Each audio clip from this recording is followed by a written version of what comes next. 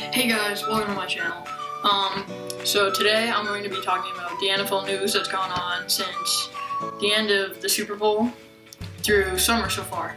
So far we've had all of the free agents. We've had Josh Norman coming off his incredible 2015 season and going straight to the Redskins. After that, we have Von Miller denying his huge contract of $115 million for 4 years, which is absolutely ridiculous. No. Don't even say nothing to me, boy! We also have Martellus Bennett going to the Patriots. We have the NFL draft with Jared Goff going first overall to the Rams, the new LA Rams. We also have Carson Wentz going second overall, so we have the comparison between Carson Wentz and Jared Goff and how they're going to fare this season. We also have RG3 in the Brown situation. The Redskins didn't want to keep RG3 any longer, so they decided that they were going to get rid of him. From there, he went to the Browns, and we'll see how the Browns develop there. As you know, the Browns got rid of Johnny Manziel, one of the biggest flops in the NFL. What? Bro, what are you talking about, man? We also have Sammy Watkins, who is expected to come to training camp now, off his injury. We also have Brashad Perriman for the Ravens.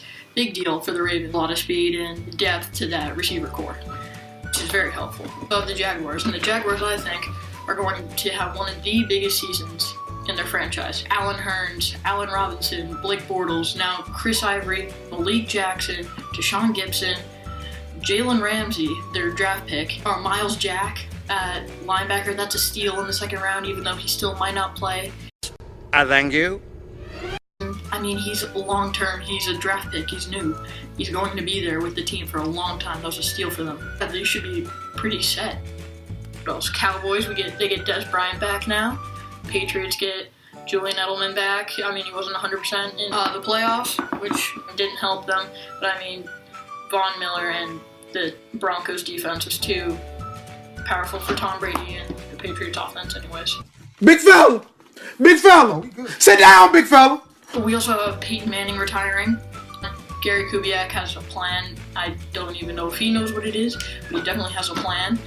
The Broncos have gotten rid of a lot of people, and that's gonna, hurt their season, of course. But we'll see how they fare. Gary Kubiak will find a way. Ryan Fitzpatrick, which is an overlooked story. He led the Jets to an almost unthinkable season. Geno Smith broke his jaw in the offseason after being punched with an altercation in the locker room.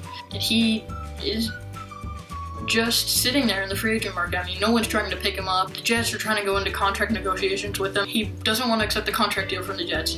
He really just wants to play football, but he wants the money as well. Who doesn't? Jake Long, for the first overall pick for the Falcons, is going to be healthy this season. Looking at Derek Carr, he's going to have a stellar season. The Raiders is going to be tough without Charles Woodson, but in their draft pick, they got a new safety. I'm blanking on his name, but they got the new safety, and he should be there to help fill Charles Woodson, I guess. Cam Newton, really, right now.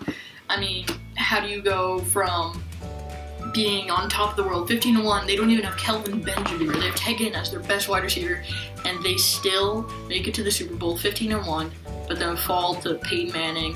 Well, I don't even know if you'd say Peyton Manning in this Broncos. I think you'd say Von Miller and his stellar defense. Aqib Talib, Chris Harris Jr., T.J. Ward, Darian Stewart, Brandon Marshall. Who else? Malik Jackson was there. They also had Derek Wolfe had a stellar season. And how could you forget Bradley Roby? Probably one of the best slot corners in the game. The Steelers had a huge season as well. They had Bud Dupree, who was stellar, and same with Ryan Shazier. Probably the two fastest linebackers in the league, I would say. It was an all-around good defense. At quarterback, that was a situation that went on halfway through the season, or midway through the season, with Ben Roethlisberger being injured, and then having to bring in Landry Jones. And then Ben Roethlisberger was even considered a backup because he was still kind of injured. Landry Jones gets injured, and Ben Roethlisberger comes back in. Antonio Brown, he had an incredible season. Martavis Bryant had a breakout season as well. Those two really got it done. For the Packers, Jordy Nelson getting injured in the preseason was a huge bust for them. Jordan Nelson is definitely one of the best wide receivers in the league, and to have him tear his ACL in the preseason was a huge loss for the Packers, not even to play a single regular season game. the Giants. Victor Cruz, I believe, is coming back. Not sure if he's 100% healthy this preseason, but he most likely will. Odell, complete stud and breakout season again. I mean, last year he had an incredible season. This year he did the same, even better stats, better catches. I mean, the one against the Redskins. Odell also had his altercation with Josh Norman, and that's when they had one game against each other when Odell just played against the Panthers that one time. But now, the Giants and the Redskins are in the same division, and since Josh Norman went to the Redskins, they play each other twice a year now. So that could lead to even more suspensions or fines or even ejections now from the players, which is a huge deal to these teams because those are two big-time players. And also, speaking of the Redskins, Kirk Cousins, complete stud. Jordan Reed, he's a stud, kind of an overlooked tight end, I guess, but he still makes plays and still performs the way a great tight end should. So Coby Fleener going to the Saints, that should be a big deal. Also, Drew Brees was talked about in free agency. I don't think he's going anywhere soon. He's one of the older quarterbacks, but still a great quarterback. And we also have Tom Brady with the Patriots and that whole situation with Deflategate and everything still going on. But we'll see how that fares. I mean, it's a Hail Mary right now for the Supreme Court to even pick up the case. And if they do, I mean, that means he plays the season, which would be great for all us Pats fans.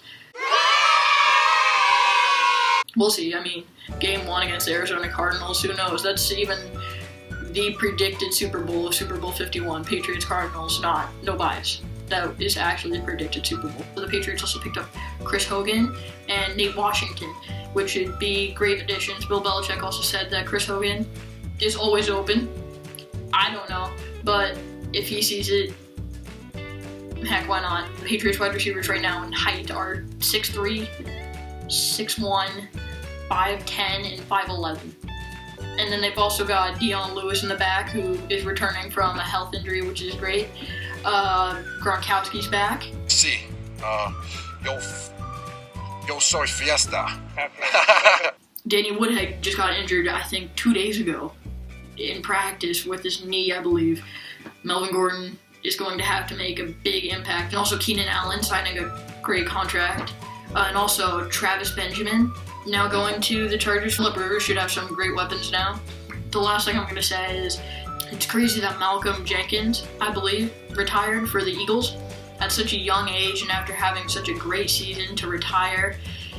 I think it was a huge mistake, but it's what he wants to do. It's what he thinks is right, so we'll see how retirement of Malcolm Jenkins treats the Eagles. And I want to just thank you all for viewing, and if you can, just like the video, and I'll see you all next time.